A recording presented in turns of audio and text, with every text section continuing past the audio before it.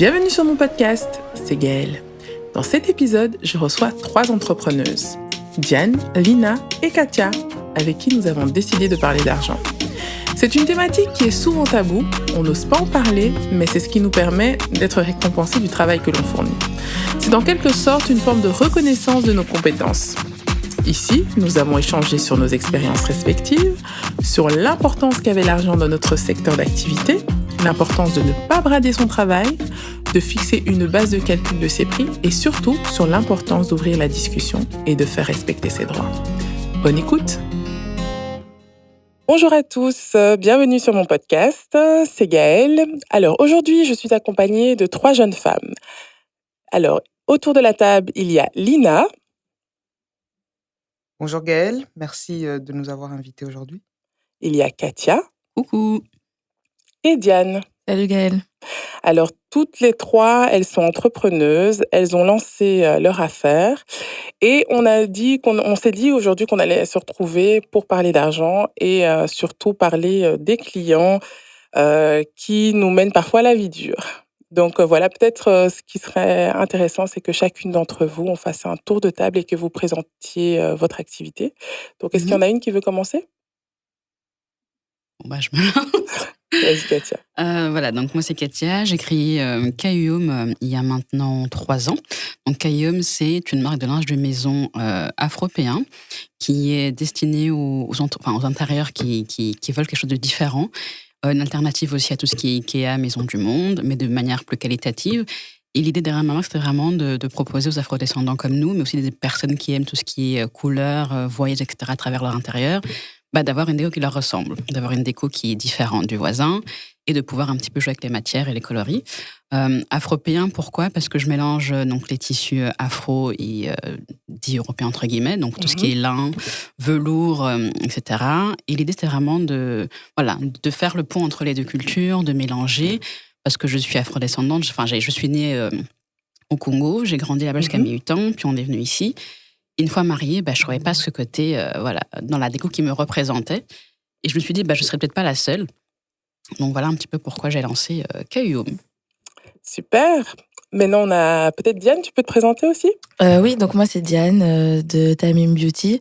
Donc j'ai lancé ma société il y a 5 ans maintenant, mais je travaille dans le domaine du maquillage depuis plus longtemps. J'ai beaucoup de mal avec avec les dates, les années, le temps de manière générale. Oui. Mais je dirais quoi, 10 ans. Oh. Et voilà, donc moi je propose des services de maquillage pour tout type d'événements, pour les femmes qui ont envie de prendre soin d'elles, pour celles qui ont des occasions pour lesquelles elles veulent se faire sublimer. Je fais aussi de la direction artistique pour les personnes qui ont besoin d'accompagnement pour créer des visuels qui leur ressemblent. Moi j'ai commencé en faisant ça toute seule et je me suis rendu compte que c'était vraiment compliqué d'avoir ce que je voulais comme je le voulais. Et donc j'ai développé cette faculté, cet atout, et donc je le propose aussi comme service. Et voilà, donc aujourd'hui je me diversifie un petit peu, mais dans tout ce qui concerne l'image. Top. Et toi, Lina? Donc moi je m'appelle Lina, d'autres personnes me connaissent sous le pseudonyme Soul Food Mama. Ça fait environ, je pense maintenant, une bonne dizaine d'années que je suis dans tout ce qui est cuisine, hormis les années où j'ai cuisiné chez moi avec mes parents, ma famille, etc. Donc après quelques transitions du monde professionnel, on va dire employé, je suis devenue donc indépendante dans tout ce qui est cuisine. J'ai lancé ma gamme de sauces piquantes en 2018. Et à côté de ça, un petit peu comme Diane, je propose aussi des services dans le domaine culinaire. Je suis chef de cuisine à domicile ou alors pour des événements, etc. Et c'est né d'une passion et je suis vraiment très heureuse de pouvoir vivre de ça. Top, top. Alors, donc moi, je vous ai réunis aujourd'hui pour parler d'argent parce que je trouve que c'est un sujet qu'on n'aborde pas assez et qui finalement est très important parce qu'on est tous, on a tous un rapport avec l'argent et puis effectivement, ça nous permet aussi de concrétiser tous nos projets. Donc, je voulais voir un peu avec vous, déjà, comment vous établissiez vos prix. Ensuite, voir un peu quelles sont les problématiques que vous présentez, enfin que vous présentent vos clients. Alors parce que moi, par exemple, pour mon projet à moi, donc moi, pour rappel, je suis juriste de formation. Donc, sur le côté, c'est vrai qu'en plus de mon activité principale, j'accompagne des artistes, j'accompagne un peu des gens de tout milieu dans leur démarche administrative et juridique.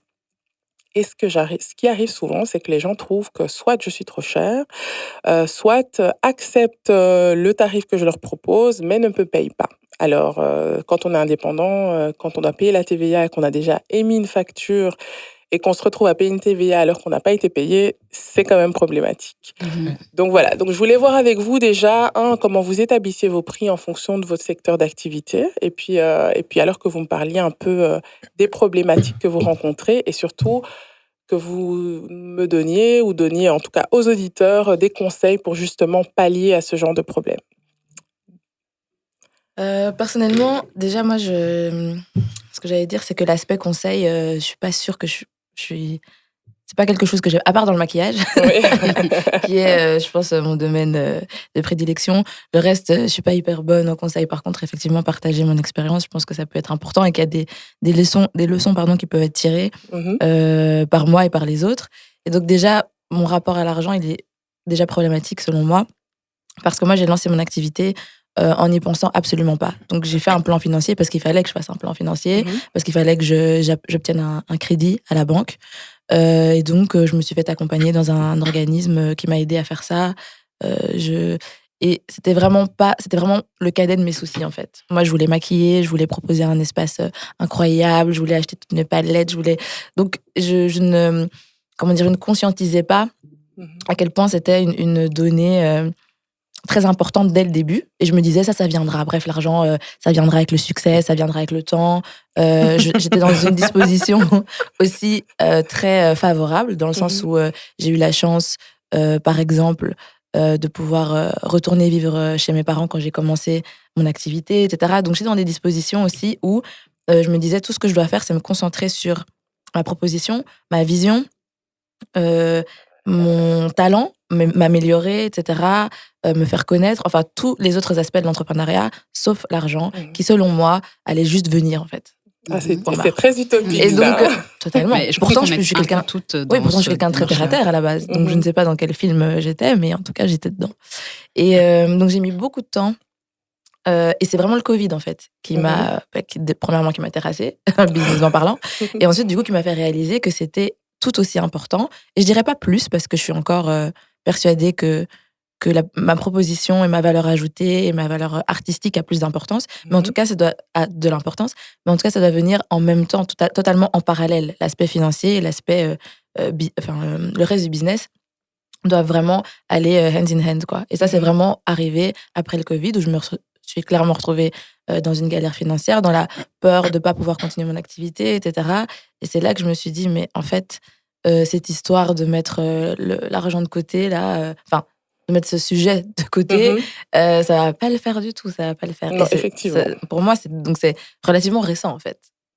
Ok. Mais on apprend Ouais, et on avance. I learned the hard way, though. Mais je pense que c'est un petit peu comme elle Ouais. a dit, quand on commence, on veut juste faire son activité, faire de l'argent et être successful. Mais c'est vrai que tout ce qui est argent, pour ma part, c'est vrai que bon, j'ai un petit peu un côté financier par rapport à mon Ton parcours. parcours professionnel. Mais à la base, effectivement, moi, je voulais juste faire. J'ai d'abord appris à coudre. Et puis après, j'ai fait un petit plan financier en regardant un petit peu la concurrence qu'il y avait sur Bruxelles, en Belgique et en France. Et par rapport à ça, je me suis dit, bon, OK, je vais me lancer dans ce créneau-là. J'ai acheté ma machine. Et puis là, j'ai commencé petit à petit à faire un espèce de petit bilan avec le Mhm. peu que j'avais. Et puis, c'est par rapport quand j'ai eu plutôt des clients que je me suis dit, bon, OK, il faut un petit peu plus professionnaliser cela si je veux pérenniser l'activité. Mais c'est vrai que comme elle, à la base, voilà, c'était pas, le plan financier n'est pas forcément un, comment est-ce que je peux dire, une priorité. Mais quand on se lance, c'est primordial. Maintenant, en termes de prix, comment moi je les ai fixés? D'abord, quand j'ai commencé à coudre, j'ai compté combien d'heures je faisais par coussin, etc. Donc, j'essaie quand même de matérialiser cela en un coup, parce Mhm. que voilà, tout travail Mais mérite le salaire. salaire, oui. Donc, il n'y a pas ne pas me payer, on va dire, un main-d'œuvre que je faisais à la base. Et puis, par la suite, j'ai pris un atelier. on recèle, donc ça aussi Ça a a un un coût. coût, oui. Donc effectivement, quand j'ai moi fixé mes prix de base, j'avais déjà compté ma main-d'œuvre à moi, qui s'est un petit peu calquée par rapport à la main-d'œuvre que eux, par rapport au prix qu'ils me demandent. Mhm. Du coup, je prends la main-d'œuvre, je mets mes coûts de matières premières, donc tissu, fil, le temps, etc. Et par rapport à ça, j'ajoute ma marge qui fait le prix que j'ai actuellement. OK. Donc voilà un petit Ah oui, peu j'ai pas comment je parlé calcule. de comment je fixais les prix. Moi, quand j'ai commencé à proposer des services de maquillage, c'était relativement le début de tout ça. Et donc, j'ai commencé en ouvrant un pop-up avec plein de prix différents. Donc, en Mhm. fait, j'ai décortiqué mes formules. Tu pouvais venir pour soit faire un beau maquillage des lèvres, donc choisir un rouge à lèvres, juste les sourcils, que les yeux, que le teint, etc. Et donc, j'avais plein de prix. Et du coup, ça partait, les sourcils, je pense que c'était 5 €, les lèvres aussi, puis après c'était 15 les yeux, enfin j'avais vraiment tout. Et en fait, c'était une espèce d'étude de marché parce que j'ai vu le retour des clients. Et donc les Mhm. clients venaient, et donc j'ai vu déjà toutes les formules qui fonctionnaient pas. Pas toujours pour les clients, des fois pour moi, parce que par exemple, justement, quelqu'un venait se faire maquiller les yeux, euh, et faisait le teint elle-même, et c'était horrible. Et du coup, j'étais hyper insatisfaite de mon travail parce que Mhm. j'avais Mhm. rien à se gâcher, au secours. Et du coup, je me disais, ok, ça j'arrête. Et donc, c'est un peu comme ça que j'ai éliminé certaines formules et que j'ai commencé à valoriser les autres. Mhm. Et par rapport à ça, ensuite, effectivement, j'ai regardé un petit peu sur le marché ce qui se faisait. Et la réalité, c'était que les maquilleurs indépendants, etc., étaient souvent dans des salons de coiffure, etc. Donc, c'était un service annexe. Et selon moi, je suis allée tester sur place, j'ai été me faire maquiller, etc. Vraiment bas de gamme. Et donc, j'ai simplement doublé. Donc, j'ai dit, en OK. fait, ça, c'est la base, on va dire, Mhm. ce qui ne correspond pas du tout à ce que je fais. Et donc, moi, j'estime que je dois faire payer le double pour le travail que moi, je fournis. OK. Alors moi, ce que je trouve souvent, c'est qu'on oublie qu'on a une valeur ajoutée. Donc c'est vrai qu'on a notre expérience, mais le fait que ce soit nous et pas un autre, il faut Mhm. qu'on le valorise aussi. Mhm. Donc Lina, toi? Oui, pour mon cas, en fait, je suis j'ai aussi commencé un petit peu comme Diane, c'est-à-dire que moi, je voulais diffuser ma nourriture, je voulais diffuser l'amour que j'avais, mon savoir-faire, mes connaissances. Pour vous dire, quand j'ai commencé officieusement, j'organisais des dîners clandestins. Là, c'est pour la partie food, du coup, parce que j'ai commencé dans la partie food. Les dîners clandestins, c'était entrée, plat, dessert. Soyez prêts, 12 €. Ah mon Dieu. Ah ouais. Mais Ok. tu vois, là, je savais pas que j'allais partir dans ce domaine-là. C'était pour moi, pour me perfectionner. C'était pas pour une étude de marché, mais quand même, moi, pour améliorer mes techniques. Et puis, lâcher ma créativité. Et les gens étaient contents parce qu'en plus, dans les 12 €, ils repartaient avec un doggy bag. Ah mon Ah Dieu. ouais. Yeah! Ouais, non, et ils étaient Ah. refaits. Tu peux recommencer ça? Voilà. c'est vraiment Mais bien. franchement, honnêtement, On est prenés. non, vous savez, dans la vie, on grandit de toutes les Mhm. expériences, des erreurs, etc. Je pars du principe que j'ai acquis beaucoup de compétences, par la grâce de Dieu.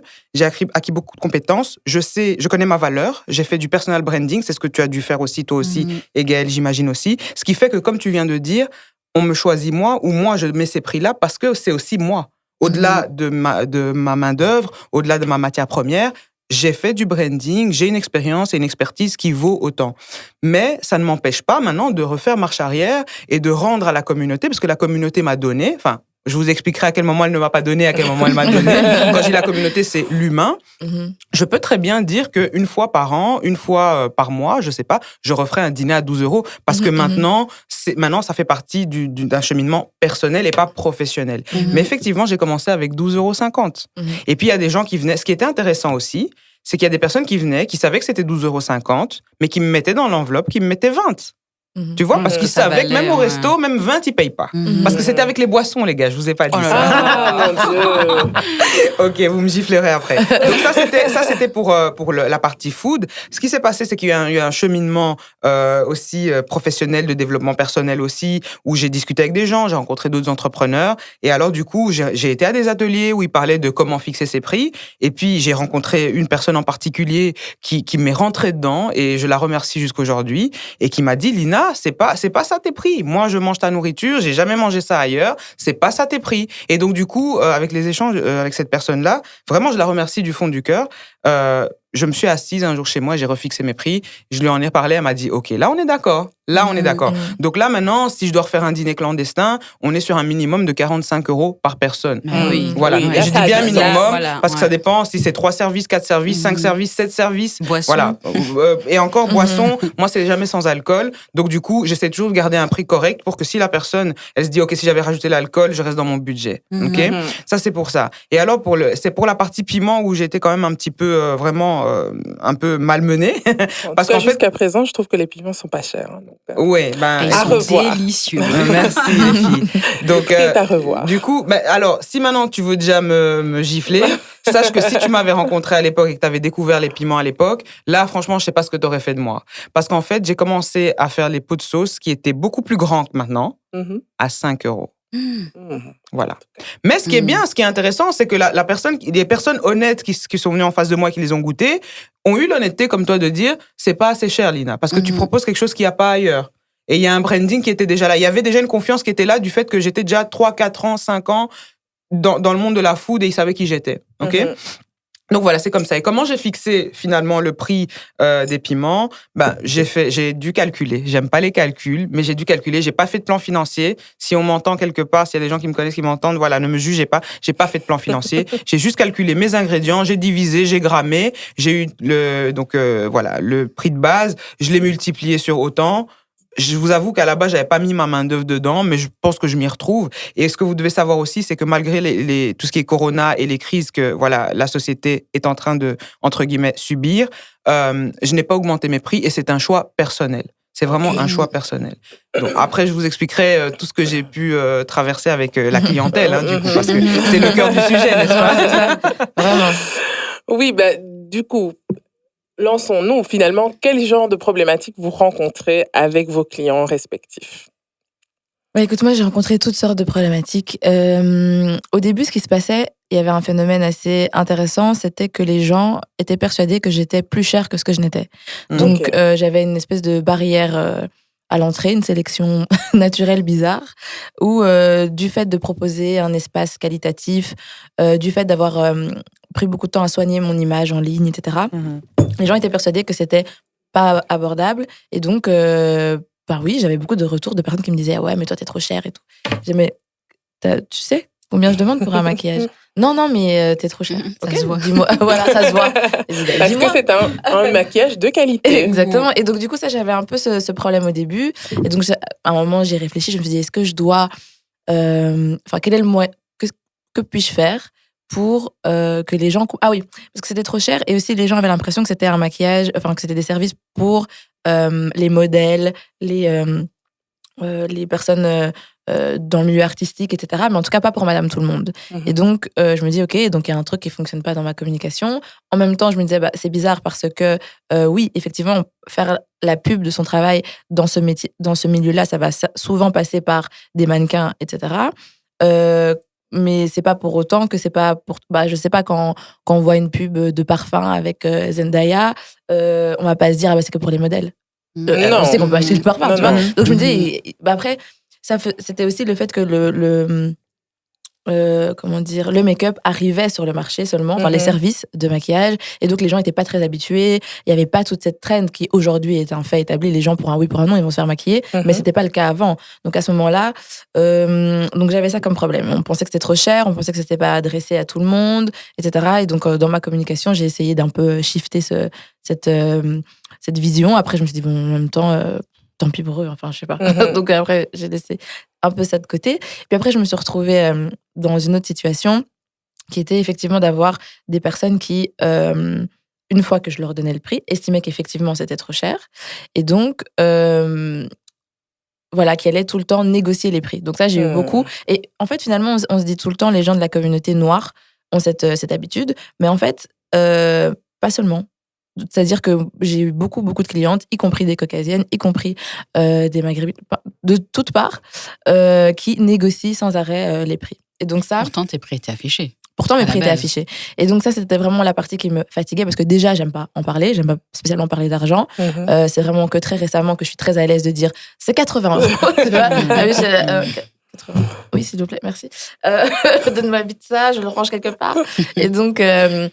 Donc déjà, ça on y est, mais en plus de ça, la négociation, non quoi, je vois pas pourquoi on devrait négocier. Il y a plein de secteurs dans lesquels ça ne se fait pas, et je comprenais pas pourquoi dans celui-ci c'était ok. Et donc, alors encore une fois, c'est un secteur spécifique avec un manque de valorisation. Donc c'est-à-dire que ça fait partie des métiers qui aujourd'hui prend un peu de comment dire, d'ampleur, oui. et qu'on respecte un peu plus, mais jusqu'à un certain moment, c'était soit très opaque, les gens comprenaient pas très bien, soit tous les métiers, comme beaucoup de métiers de service, relégués à boniche, / tu vas aussi faire ma mère, tu vas aussi faire ma tante, donc pas beaucoup de respect pour la profession. Et j'ai aussi une cousine qui s'est maquillée, donc en fait, voilà, pourquoi toi je vais te payer 70 € alors qu'elle peut le faire, enfin, donc, alors demande à ta cousine. Exactement. Et donc ça, c'est vraiment l'aspect qui est arrivé très rapidement et qui m'a beaucoup perturbée, c'est l'aspect négociation. Je n'en pouvais plus. Je savais plus quoi faire. Et je pense qu'il y en a, au début, j'ai dû accepter, d'une certaine manière, je pense. Je pense que j'ai accepté. J'essayais de m'y retrouver, donc je disais ok, je compte pas les fossiles, enfin vraiment des trucs, des chipotages, parce qu'il y a ce côté aussi où finalement on dit qu'on est indépendant, mais on est très dépendant de notre clientèle. Donc indépendant, c'est vraiment un terme que je trouve même pas que je trouve pas hyper cohérent. Il est hyper pas cohérent. Déjà, on est massacré par les taxes, les TVA, les trucs, les impôts, et en plus de ça, on est extrêmement dépendant des clients. C'est-à-dire que si on n'en a pas, c'est foutu en fait. Mort. Exactement. Donc dans les débuts, je pense que j'essayais trouver des petits compromis qui pouvaient plus ou moins m'arranger, mais ça n'a pas duré très longtemps parce qu'en fait, je suis aussi une personne qui a un caractère, un certain caractère, et donc une fois que quelque chose m'a saoulée, stop en fait. Donc à un moment donné, je disais juste non. Non, mais C'est tout. tu fais bien. Et puis Il faut pas brader ses prix. Non. Il faut pas brader ses prix parce qu'il y a une expertise derrière, et si on vient te voir toi, c'est parce qu'on est satisfait de ton travail. Exactement. C'est parce qu'on trouve que ton travail le mérite. Et c'est ça, mais ça aussi, en tant que quand tu proposes un service, je pense que ça te met du temps aussi à accepter ça. C'est déjà dur de se lancer, c'est déjà dur de prendre tous les risques qu'on prend et gagner aussi cette confiance en soi, en son travail, et se dire que bah oui, en fait, tu vois, je le mérite, etc. C'est aussi un travail qu'il faut faire sur soi-même, quoi, tu vois. Et il y a eu des moments, je dirais pas, ce sont pas des doutes directs, c'est vraiment plus inconsciemment. Remise en question, peut-être. Voilà, un petit syndrome de l'imposteur, un petit truc. Est-ce que vraiment, en fait, est-ce que je mérite vraiment ce prix-là, ou... Et c'est pas encore une fois, c'est pas des questions que tu te poses de cette manière-là, mais quelque part au fond de toi, ça renvoie à tellement de choses, à ta condition de femme noire, à... Mais souvent, je pense que c'est les gens qui t'insufflent ce genre de sentiments, parce que finalement, c'est eux qui remettent en question ta valeur, et donc du coup, tu te poses des questions. Je pense que ça va dans les deux sens. Il y a ça, mais il y a aussi, comme Lina disait, elle-même, elle se fixait des petits prix. Et probablement, sans jouer la psychanalyste à 2 balles, probablement parce qu'elle aussi, elle était dans ce truc de, moi, c'est ce que je mérite. Et elle se mettait pas en fait. Elle se mettait pas, exactement, elle se mettait pas, exactement, elle se mettait pas au niveau où elle devait se mettre, et la manière dont elle devait se voir. Enfin, nous. Hein. Après, petite remarque par rapport à ça, j'étais encore aux études, c'était un petit truc que je faisais comme ça. Donc limite, bon, c'est vrai que j'ai abusé 12,50 €, mais limite, ça peut se comprendre. Mais je veux dire, j'aurais continué à faire genre ces tarifs-là en 2023. Tu m'invites pas au podcast. Hein. Non, mais ce que je veux dire, c'est que c'est des mécanismes qui sont en nous, toutes, je pense, et qu'on a toutes, et qui effectivement se développent et se déconstruisent à différents rythmes, au rythme de chacune. C'est ça. Mais c'est réel en tout cas. Est-ce que vous pensez que c'est... désolée, mais est-ce que vous pensez que c'est quelque chose qui est typiquement féminin? Ouais, en tout cas, le syndrome de l'imposteur, la plupart des victimes, on va dire, sont des femmes. Ouais. Et pourquoi? Parce qu'effectivement, quand tu commences un truc, par exemple, si je prends mon cas, je ne savais pas coudre, donc j'ai appris, et après, tu fixes un prix qui est peut-être plus élevé par rapport à la moyenne. Tu te dis, mais de quel droit tu fixes ce prix-là, alors que d'autres qui le font depuis des années n'ont pas ce prix-là, tu vois. Donc, tu te dis, bon, est-ce que je vaux ce prix? Est-ce que je suis pas trop chère? Est-ce que machin? Et donc, tu as plein de questionnements qui viennent. Et après, c'est vrai que je me dis, comme elle a dit, c'est tu travailles sur toi, et tu te dis, au fait, non, moi, ce que j'apporte en plus, c'est ça. Et il y a tout ce qui est branding, il y a la valorisation de ton travail, savoir les tissus que tu utilises sont de qualité. C'est pas juste le wax que tu trouves à 20 € au marché. Il y a tout un truc qui fait que si tu additionnes le tout, bah, ça vaut le prix, au fait, tu vois. Puis il y a un travail que tu fais aussi pour l'alliage des couleurs, l'alliage des tissus, des matières. Mais ça, souvent, on le compte pas parce qu'on se dit, propose une soit, voilà, c'est ton côté créatif, mais tu ne le valorises pas non plus. Mais on devrait, au fait. Le fait que le temps que tu passes à assembler, à dire, voilà, je vais faire ci comme ça et pas comme ci, bah, c'est un temps que tu passes, que tu ne valorises pas dans tes prix, mais qu'on devrait le faire. Et moi, j'ai vraiment eu ce truc de me dire, bah, je suis pas légitime, au fait. J'ai étudié quelque chose qui n'a rien à voir avec ce que je fais. J'ai plus ou moins perdu du temps à faire ça. Mes parents, ça, ce serait notre histoire que je raconterai plus tard. C'est en mode, voilà, qu'est-ce que tu fais, quoi, tu vois? Pourquoi tu restes pas dans ce que tu as appris, que tu fais mieux? Pourquoi partir dans cette aventure-là que tu ne connais pas? Parce que oui, avant ça, j'avais jamais pensé à être entrepreneuse, tu vois. Tout ce qui était mode m'attirait et c'est vrai que je me suis dit, pourquoi pas un jour lancer une ligne de vêtements? Et puis, j'ai pensé à notre communauté en disant, si tu fais du wax, on va dire, mon couturier le fait à moins cher, il le fait mieux, ma cousine sait faire. Enfin, tu vois, tout ça m'avait un petit peu freiné. Et quand je me suis lancée, en fait, je me suis dit, non, il faut juste connaître ta cible. Il y a le prix pour tout le monde. Il y a des prix bas, il y a des prix de luxe. Par exemple, moi, Louis Vuitton, comme je disais dans un de mes posts, je ne suis pas la cible. J'achèterai pas Louis Vuitton parce que je ne correspond pas à ce qu'ils vendent. Mais par contre, le maquillage de Diane, j'ai déjà été plusieurs fois et ça me va, tu vois. Et je trouve pas ça trop cher. Parce qu'il n'y a pas que le make-up, il y a le service derrière, il y a l'accueil du client, il y a plein de choses qui font qu'on oublie, c'est une expérience. Tu vois. Exactement, voilà. C'est l'expérience client qui prime. Et moi, il y a des trucs où je préfère payer ce prix-là, je le donne, mais sans rechigner dessus, et d'autres où je serai plus pointilleuse, tu vois, parce que je ne serai peut-être pas la cible.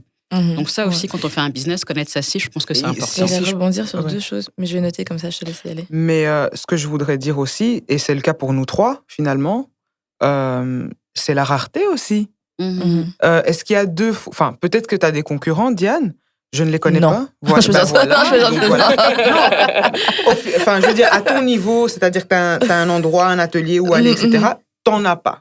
Donc, tu peux te permettre. OK? Après, ça veut pas dire que quand il y aura un concurrent, tu dois baisser tes prix, parce que ça, il faut jamais faire. Mais ça veut juste dire que pour l'instant, dans tous les cas, il y a que toi qui proposes l'excellence. Pareil pour toi. Et pour moi, j'ai de la concurrence, mais dans ma tête, j'en ai pas. Parce que dans ce que je fais, comment je le fais, j'ai pas de concurrent. OK? Il y a d'autres personnes qui font des sauces piquantes. Il y a d'autres personnes qui proposent des services traiteurs. Mais dans ce que je fais, c'est unique. Et ça veut dire que la personne qui veut ce piment-là, c'est ça. Il peut venir que chez moi. Exactement. Et puis, s'il vient, il me dit, non, mais c'est trop cher. Je dis, écoute, va prendre ceux qu'il y a dans les commerces. Et puis 10 minutes après, tu le vois revenir, tu vois. C'est pas de la prétention, c'est juste quand tu sais la qualité de ce que tu apportes sur la table, tu vois. Et si t'es pas d'accord avec ce qu'il y a sur la table, c'est pas grave, tu vois. Il y a d'autres personnes pour toi. On va pas citer des marques aujourd'hui. Et moi, quand j'ai commencé tout doucement avec les piments, quand j'étais encore à 5 € le pot de piment, moi, j'ai eu aussi affaire à des personnes de la communauté afro-descendantes, etc. Et des personnes, on va dire, oui, afro-descendantes, qui, elles, me faisaient des remarques du style, pareil, ma mère, elle en fait, j'en fais parfois. Et alors, mais pas en mode pour me dire, j'en fais aussi, hein, mais en mode pour me dire, je paierai pas 5 €, c'est trop cher pour du piment. OK, mais moi, je t'enlève des contraintes d'odeur, etc., sachant que moi, ma cible, c'est pas non plus ces personnes-là. Moi, ma cible, c'est tout le monde, déjà, parce que finalement, au fur et à mesure de mon expérience, j'ai réalisé que beaucoup de communautés, si on doit les catégoriser en couleur de peau ou en ethnie, aiment le piment. De 1. Et de 2, ma cible, c'est aussi les jeunes cadres, les jeunes afrodescendants qui n'ont pas spécialement le temps. C'est ça, ouais. Et de 2, qui ont même pas spécialement le temps de voir leur maman qui fait ce piment-là tout le temps. Tu vois? Mais qui, de temps en temps, quand elles vont faire leurs courses, elles disent, je vais choper le piment aussi, tu vois? Et qui se disent aussi, on valorise le produit africain d'une certaine façon. Nous aussi, on a le droit d'avoir un bon branding, un bel étiquetage. C'est à eux que je parle. Et donc, les fois où j'ai eu des tantines qui m'ont dit, oui, c'est trop cher, ou bien je n'achèterai pas, vous savez ce que je leur ai dit? J'ai dit, en tout cas, merci, il n'y a pas de souci, c'est pas un problème, mais en tout cas, je vous souhaite de continuer à déguster votre piment. Mais poliment, tu vois, dans ma tête, ça fusait. Hein. Oui, mais poliment, les tantines, on est poliment, tu dis que... Et tu sais quoi, ce qui s'est passé aussi, je sais pas si vous avez eu ça, les filles, après je vous passe la parole, je sais pas si vous avez eu ça aussi, c'est que moi, j'ai été validée à l'extérieur d'abord. Et De la communauté. à l'extérieur de la communauté et à l'extérieur de la famille. Belgique. De la Parce Belgique. que j'ai l'impression qu'en fait, déjà Ah oui, oui. la Bien Belgique, sûr. c'est une bulle où on est déjà pas sûr de soi. Il y a Bien beaucoup sûr. d'artistes, vous connaissez, on va pas les citer ou on peut les citer. Ils ont été validés dehors et puis seulement ils ont été reçus en grande Oui, pompe ça, ici, c'est tu vois. le classique. Je suis ici. pas une star, c'est pas mon but de devenir une star, mais mon but c'est quand même de devenir la meilleure sauce piquante du royaume. C'est mon objectif et je pense que Ouais, je pense que t'as dû. Je pense que t'es Ah, bien. là, sur la bonne voie, tu l'as déjà atteint. c'est ça. Et donc, du coup, c'est juste que tout le monde n'est pas encore au courant. Mais du coup, quand ils ont vu que je commençais à aller à des festivals à Londres, en France, je sais pas où, machin, tout d'un coup, et que mon piment, il avait quand même augmenté le prix, tout d'un coup, ça va, j'ai le budget, tout d'un coup, tu Exactement. vois. Après, voilà, je peux pas leur en vouloir. Il y a un travail de branding qui a été fait, et une image de marque. Puis l'image de marque, c'est la conscience collective qui est biaisée, et puis voilà. Bien sûr. Donc, c'est ça. Moi, j'ai eu affaire à ça. Ben, ouais, moi, je voulais rebondir sur un truc, effectivement, par rapport à la communauté et par rapport à la Belgique aussi. C'est qu'effectivement, en Belgique, on a vraiment un problème, toute communauté confondue, déjà de starification. Personne n'a. En fait, on est incapable de regarder quelqu'un d'autre en disant ah oui, voilà, génial, c'est vraiment bien, c'est vraiment lourd, etc. Il y a vraiment une espèce de complexe interne, je sais pas, collectif, où c'est très dur de reconnaître le talent, c'est très dur de reconnaître pour le Belge tout ouais, ça va. Et en plus de ça, mais je pense que c'est une manière de se protéger, c'est une manière aussi en fait, de jamais aller... Par exemple, moi, j'ai toujours le problème, partout où je me suis présentée, même en dehors de mon boulot, la personne que je suis, tout simplement, ouais, mais Diane, t'es trop, ouais, mais c'est trop, oui, mais tout ça, c'est trop. Mais pour qui?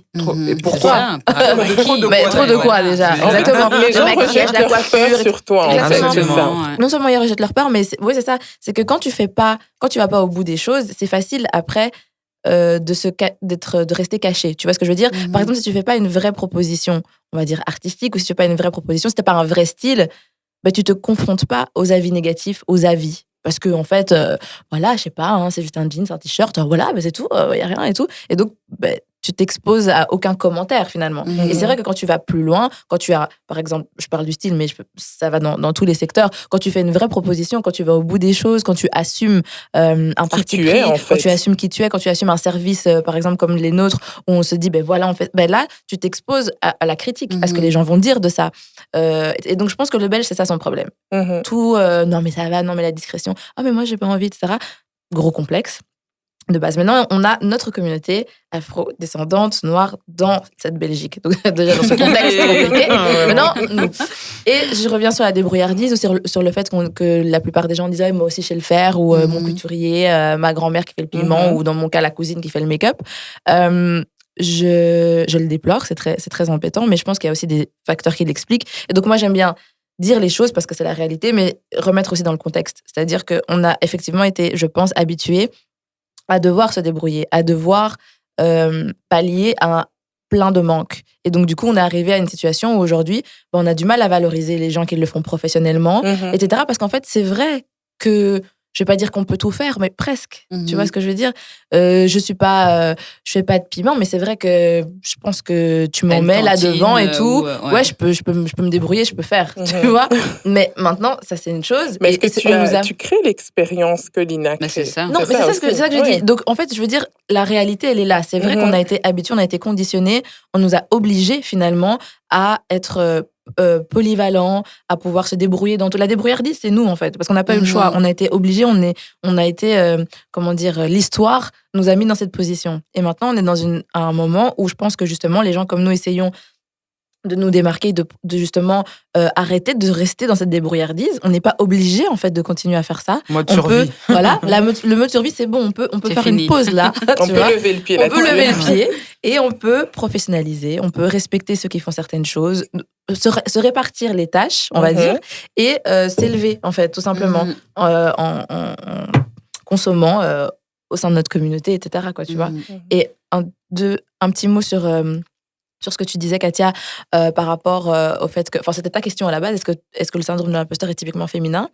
J'avais vu un TED Talk qui parlait du fait qu'en fait, globalement, les mecs étaient élevés pour être brave, tu vois, pour oser, pour machin. Et les filles étaient éduquées pour être parfaites. Et que donc, effectivement, les hommes vont avoir beaucoup plus facile en ayant un tiers des capacités à dire qu'ils sont les meilleurs, que ça va péter, que voilà, Exactement. péter, que voilà. Ouais. Et nous, il faut vraiment qu'on se sente surqualifiés pour dire, OK, maintenant, c'est bon, je suis prête, je peux y aller. Et ça, c'est vraiment...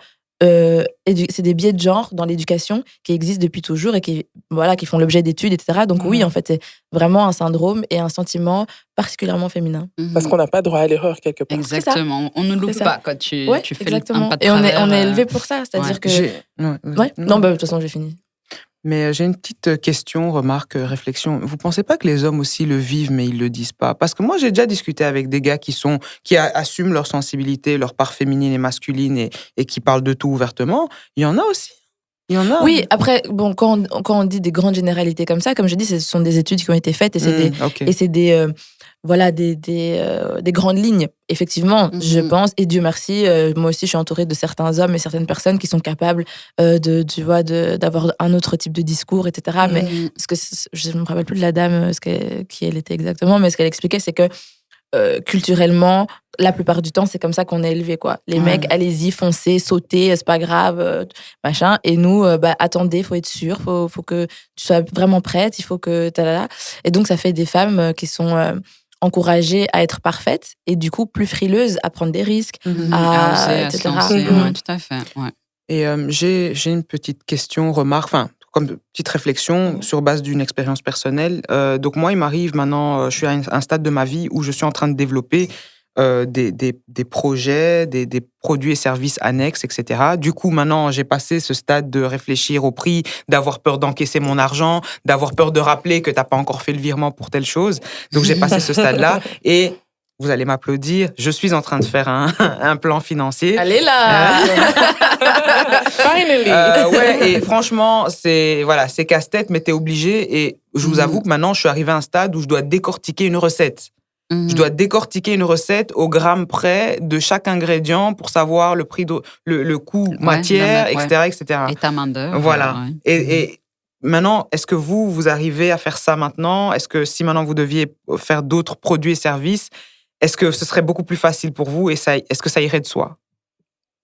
Ben moi, je l'ai fait au début pour fixer mes prix. J'ai dû, comme j'ai dit, calculer combien de temps je faisais pour un coussin, la matière par rapport à la totalité du tissu, combien ça me coûtait par carré de serviette, etc. Donc ça, maintenant, c'est plus facile pour moi, après, quand je rajoute des produits, de me dire, voilà, je sais que c'est ça le processus et je le fais automatiquement maintenant. Mais c'est vrai qu'un plan financier, il y a plusieurs aspects aussi dedans. Donc, il n'y a pas que le prix.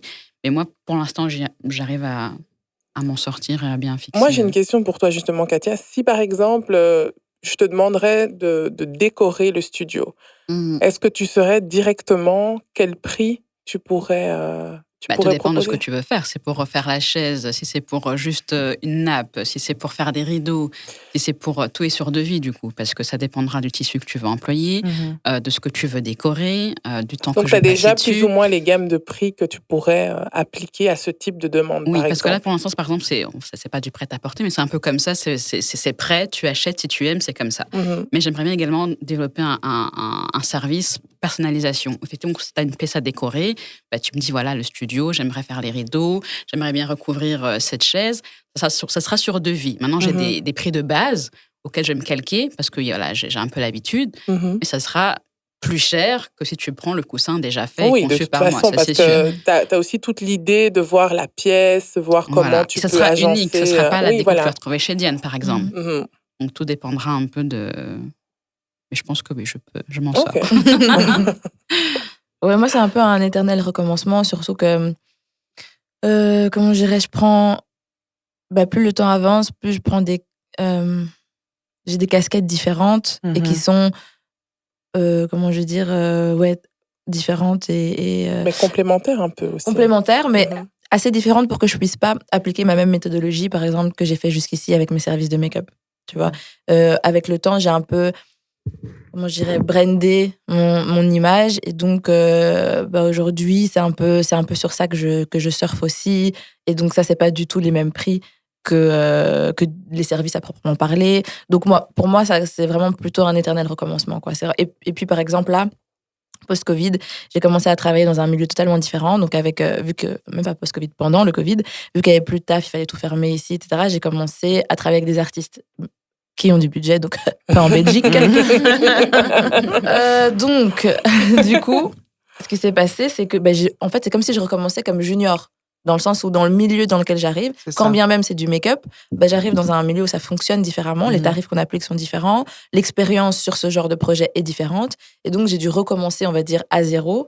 Alors oui, je sais très bien maquiller, donc en termes de technique, ça va, mais ouais, tout le rapport au milieu, comment tu te places par rapport à d'autres make-up artistes qui ont l'habitude de faire ça, qui sont là depuis longtemps, qui travaillent avec certaines personnes depuis longtemps, etc. Je devais tout recommencer en fait. Maintenant, qu'est-ce que je demande effectivement comme prix? C'est quoi les prix de ce marché-là qui n'ont absolument rien à voir avec le prix que je demande en studio? Donc là, tu te retrouves sur des productions où, par exemple, moi j'ai dû trouver des infiltrés pour demander, attends, le coiffeur, là, il a demandé combien?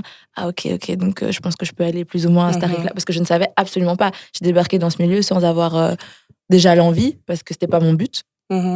Et en plus de ça, sans avoir aucune connaissance de comment on applique ces tarifs avec des stars ou avec des personnes connues, quoi. Et donc là, de nouveau, il fallait tout recommencer, être à nouveau dans ses petites chaussures, etc. et trouver sa place. Et donc là,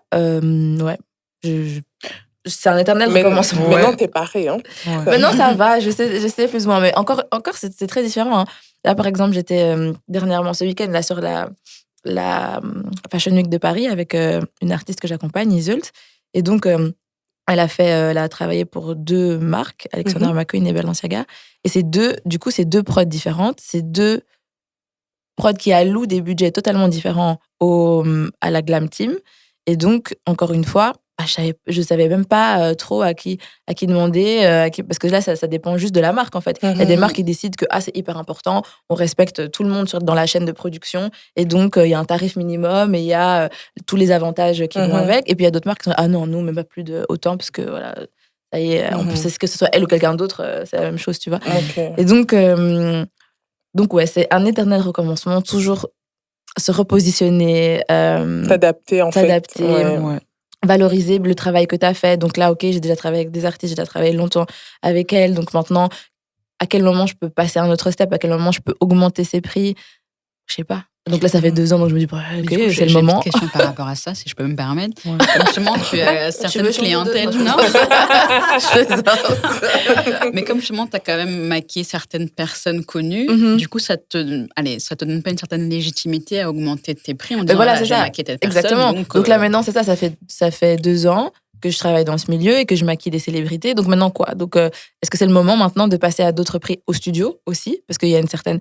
Mais pour ça, il faut que tu accompagnes tout ça de comment je vais dire, pas de prouver, mais il faut que les gens comprennent. Tu vois, comment tu passes d'un prix à un autre. Après, il y a la communication. Oui, parce que les gens voient tes réseaux, les gens voient un peu dans quel milieu maintenant tu évolues. Exactement. Donc, ça donne une certaine légitimité aussi. C'est ça. Et après, mais encore une fois, c'est une question de communication. Parce que, par exemple, c'est pas uniquement le fait de travailler avec ces personnes-là. C'est, par exemple, la rapidité maintenant que j'ai acquise en travaillant dans ces milieux. Parce qu'il faut travailler sous pression en quelques minutes, etc. Donc, c'est pas uniquement la fame, mais me dire que maintenant que je maquille tel, je peux plus maquiller les autres à ce prix-là. C'est aussi que j'ai effectivement upgrade certaines compétences et que ça apporte réellement une plus-value, tu vois. Mais après, il faut que je puisse, comment dire, voilà, comme vous le savez, j'ai plus de réseau pour l'instant, donc j'ai que mon compte perso, mais donc voilà, et ça aussi c'est tout un travail, parce que je me dis ok, maintenant mais il faut que les gens voient pourquoi j'augmente, donc il faut que je me refasse mon compte, que les gens comprennent dans quel truc je suis,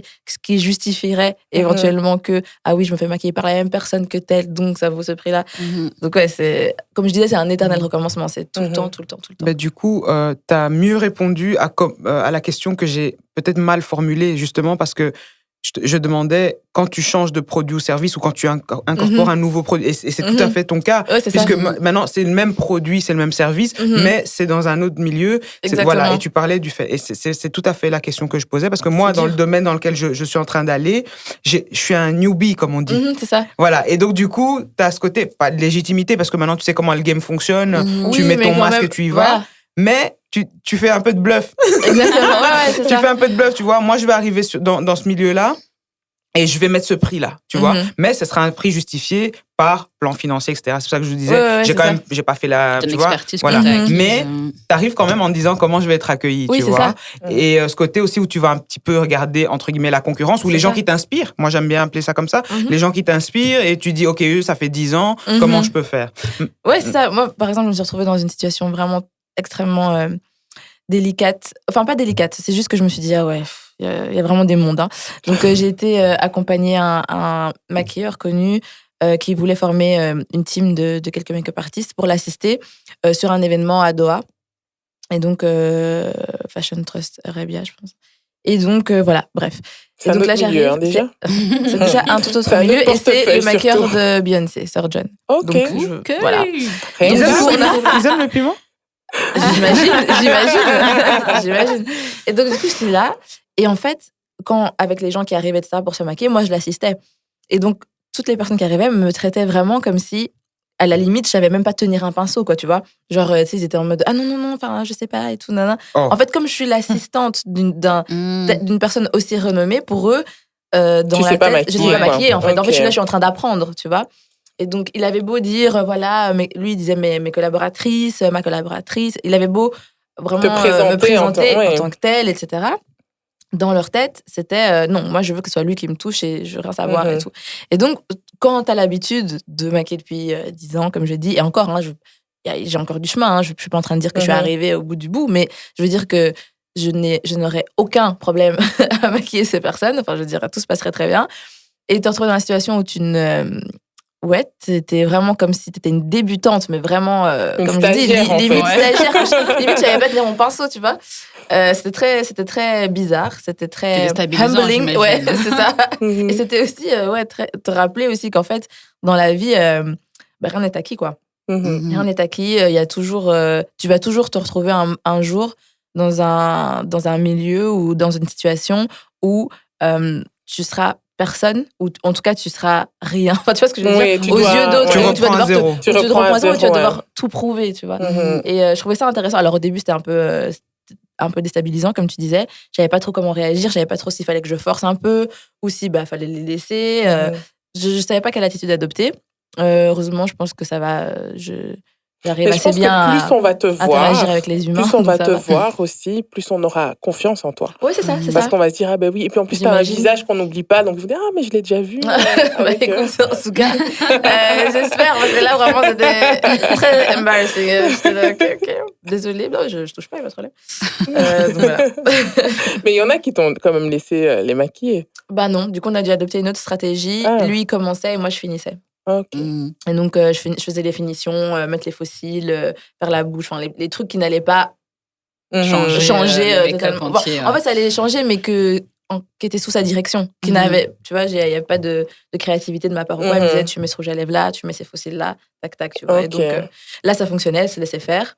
Parce que le principal avait été fait par lui. Ah, en tout cas, les gens sont graves. Mais je te jure. C'est vrai vraiment. que quand tu vas dans les salons de coiffure, des fois on te dit, chez John à l'époque où j'allais, c'était tout le monde voulait passer dans les mains de John, tu vois. Ouais, Alors c'est qu'il y avait ça. des coiffeuses qui étaient bien plus Absolument. C'est expérimentées, vrai. qui faisaient même mieux, tu vois. Mais non, c'est pas c'est John ça. qui touche. Et c'est mort. heureusement, il y avait quand même quelques personnes, dont des super modèles très, très gentils. Je sais pas si vous voyez que c'est Jasmine Toux, une noire, mais je sais pas, je crois qu'elle doit être un peu genre.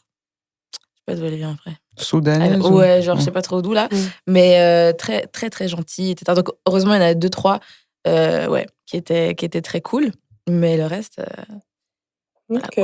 Bon, Pas évident. on apprend. Hein. on apprend toujours. Je pense que c'est ça un peu quand on est entrepreneur. Tous les jours, tu apprends, tous les jours, tu te développes, tous les jours, tu rectifies tes erreurs, parce qu'il y en a full quand même. Et c'est ça aussi qui est intéressant, que c'est pas un métier où tu t'ennuies. Ouais, c'est Voilà, clair. c'est Il y a- tout le temps. il y a toujours On se renouvelle à chaque voilà, fois. exactement. Ouais. Et pour en revenir à ce que tu disais, enfin, à ce que tu disais au cœur du sujet, ça aussi, comment dire, je me suis retrouvée dans des situations maintenant avec des beaucoup plus gros clients qui payent, mais tellement en retard. C'est-à-dire que, par exemple, tu travailles avec des boîtes comme L'Oréal, comme Ah, tu toutes les balances. grosses Là, maisons tu et tout. balances. Ah ouais, J'avais mais compris laisse ça. tomber. Mais frérot, des mois, genre, je pense qu'une fois, L'Oréal, j'ai perdu 1 an, genre Waouh. 10 mois, un truc comme ça. Et quand je te dis attendre, c'est à base de relance, j'avais des rappels, tu vois, tous les mois, je renvoyais un mail, j'essayais de rejoindre Alors, c'est des process tellement compliqués, ça doit passer par tellement de validation, etc., que déjà, pour que ta facture arrive dans leur service compta, faut déjà bien donc t'accrocher. c'est le parcours du combattant, quoi. Vraiment. Et après, pour que ça passe effectivement, que le paiement soit fait, et donc, du coup, comme tu dis, tu as déjà émis ta facture, tu as déjà payé ta TVA, tu vas déjà payer presque les impôts dessus et tu as toujours perdu ton argent. C'est une catastrophe. Et ça, vraiment, c'est horrible. Vraiment horrible. Mais c'est fou de se dire que des grosses boîtes comme ça plus ont un agissement comme ça. Plus elles sont grosses, plus tu as des problèmes en tout cas, de délai de paiement. Donc, elles vont payer un jour, Inch'Allah. Mais il n'y a pas justement un délai légal? Mais bien sûr. Tu mets, je sais pas moi, un mois sur ta bien facture. Sûr. Normalement, c'est ça. Moi, j'ai un mois, mais elles s'en foutent. Et le truc, c'est toujours ça. De nouveau, t'es junior dans ce secteur. Donc, est-ce que tu vas commencer à faire la guerre avec eux tout de suite? Non. Pour récupérer ton argent, en sachant que ça va peut-être te bloquer le reste de tes contrats? Ouais. Sachant aussi qu'ils vont payer. Ils vont payer. C'est même pas de la négligence, c'est juste qu'ils prennent. Enfin, si c'est de la négligence. Ils vont juste payer, mais ça sert à rien d'aller en procédure, quoi. Normalement, je me disais, tu sais, on a l'habitude, quand on parle des grosses entités comme ça, de les voir comme des entités et se dire, ah ouais, voilà, L'Oréal. Mais il y a des gens qui travaillent là-bas. Donc, il y a de la négligence. Et les gens qui sont là, qui prennent ta facture et qui la mettent de côté en attendant, et qui, comme s'ils travaillent 9 to 5, et qui sont en congé de parentalité, entre eux, qui vont faire je sais pas quoi, on sait pas ce que leur arrive dans leur vie. En fait, il n'y a juste pas de suivi dans les dossiers. Donc, la personne qui a traité ton dossier, si elle n'est pas là, ton dossier n'est pas traité. Il reste là, tu vois. Et ça, c'est un truc aussi, je pense que tout le monde doit prendre ses responsabilités. Et il y a des fois, il ne faut pas dire les gens, ou même, tu sais, quand on dit justement notre communauté, ou non, des fois, il y a des gens, tu vois, c'est des personnes, en fait, concrètement. Et de toujours enrober le truc sous une collectivité, etc. Des fois, je trouve que ça dégage de la responsabilité et ça pose aussi le problème, tu vois. C'est pour ça qu'un jour, franchement, j'ai fait un post où j'ai vraiment dit les noms, en fait, des gens qui vont Elle a cité les gens. J'ai cité les gens. Il faut dire le terme. Il faut arrêter de se cacher derrière mon label, mon truc, mon machin. Non. En fait, ton label, c'est déjà, il y a toi déjà dedans, en tant qu'artiste. Ton manager, lui, il a une life, etc. C'est à lui que j'ai donné ma facture. En fait, il y a une question de responsabilité tu vois, des personnes qui reçoivent ton dossier, ta facture, ton truc, et il faut qu'ils les traitent, en fait. Et il faut arrêter de se cacher derrière la marque en disant ah ouais, mais en fait, ou les labels, ou je ne sais pas quelle autre entité excuse, quoi, tu vois. Mais moi, j'ai une expérience contraire à ce que tu as vécu. Vraiment, pour te dire, très contraire. Et d'ailleurs, dans cette expérience-là, je m'en suis fait des amis. Donc, je tenais c'était un genre d'événement où on vendait aux clients directement un genre de stand, etc.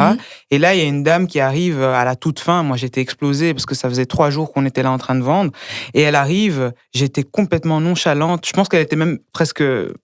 Je se disais, mais c'est qui cette fille? Enfin, elle s'en fout de son truc, tu vois. Je lui ai dit, les piments, ils sont là, goûtez, faites-vous plaisir. Et alors, ce qui était fou, c'est qu'elle a vraiment aimé. Donc, elle m'en a pris genre 7. Et elle veut me payer par carte. Et je lui dis, non, j'ai plus mon truc, mon boîte. Je sais plus ce que je lui ai raconté. Je lui ai dit, faites-moi un virement, c'est bon. Je la connais ni d'Adam ni d'Ève. Tu vois ce que je veux dire? Et alors, c'est pour ça, est-ce que je fais pas bien de toujours avoir confiance aux gens? C'est vrai que c'est pas pareil qu'à cette échelle-là avec des grandes entreprises comme ça, mais moi c'était totalement le contraire. La fille, je lui ai donné mon numéro de compte, je lui ai dit tu me fais le virement quand tu veux, c'est ma dernière heure, je m'en vais. Et effectivement cette fille-là après elle m'a payé. Et on est devenus amis, tu vois. Donc c'est une expérience totalement contraire. Oui, mais là je parlais des entités. Après effectivement, honnêtement, dans les clients de tous les jours, machin, j'ai aussi plein de bonnes expériences et de gens qui ont été tout à fait correct et effectivement à qui je fais confiance, ou je dis allez-y, faites-moi le virement. Enfin, tu vois, effectivement, il faut avoir confiance aussi. Tu vois, on peut pas être dans la paranoïa H24. Il y a déjà trop de stress.